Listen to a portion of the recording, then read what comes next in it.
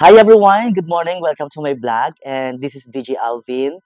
And today we are inviting here at Aberdeen Hotel for the Estilo Modelo Philippines Fashion Awards. At ilan sa mga models ng Di Mana Stylist Philippines ay makakapanayam natin, and ipapakilala ko sa inyo isa-isa ang mga modelo ng Di Mana Stylist Philippines. And before that, I would like to thank, of course, to Mami Annabel Balala, the owner and founder of the Mana Stylist Philippines. Don't forget to follow and like and share my Facebook page, DJ Alvin. Ayan. So, see you later, everyone.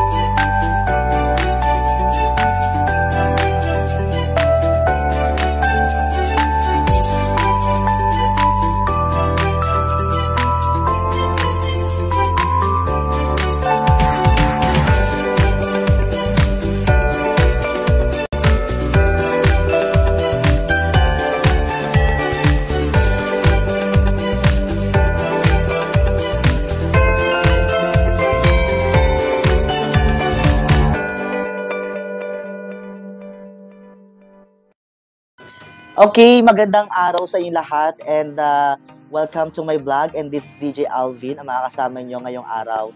And please don't forget to follow and like my Facebook page, rather, ang DJ Alvin. And every Wednesday afternoon drive sa EuroTV Philippines Entertainment, 2:30 until 4 p.m. in the afternoon. Kasama ko dyan si Shane or Stephanie Shane Borinaga. And today, we are here at Aberdeen Hotel, located at Quezon City. At isa sa mga kasama ko ngayon ay ang mga nagwagi at mga nakasama namin Tagaytay Mount Vida Hotel and Event Place. At kakausapin natin at tatanungin natin kung ano ba ang mga naging experience at mga naging achievements ng mga models ito under the Manila Stylist Philippines. And I would like to thank also Mami Annabel Balala. Maraming thank you. Okay, Ma'am, can you please tell me something about yourself? So, a wondrous morning to each and everyone. My name is Ruth Pianadon, 18 years old, Miss Teen Global Philippines. I won the title as Miss Teen Global in Mount Vida Tagaytay Resort. So, to tell more about myself, after winning this pageant, I realized that this pageant was really for me because I were able to enhance more myself and capability. And also to tell more about myself, I also won a pageant last year, 2023, which I got the title as Miss 2023. Wow. And matanong ko lang ano yung mga natanggap mong awards during pageant sa Kids and Teens Global Philippines Regional Competition? Ano yung award na mga natanggap mo doon? Actually po, I received a lot of awards in there, but mostly what I remember is that the awards that I have received in there is Best in National Costume, Best in Catwalk, Best in Sportswear, Most Attentive, and Most Photogenic, and also the most special one is the Miss Teen Global. Wow!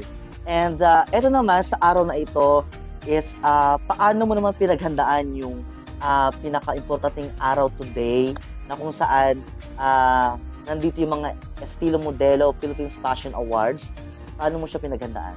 So I prepared myself in this special event of mine in a certain way that I wake up in the morning very early at 5 a.m.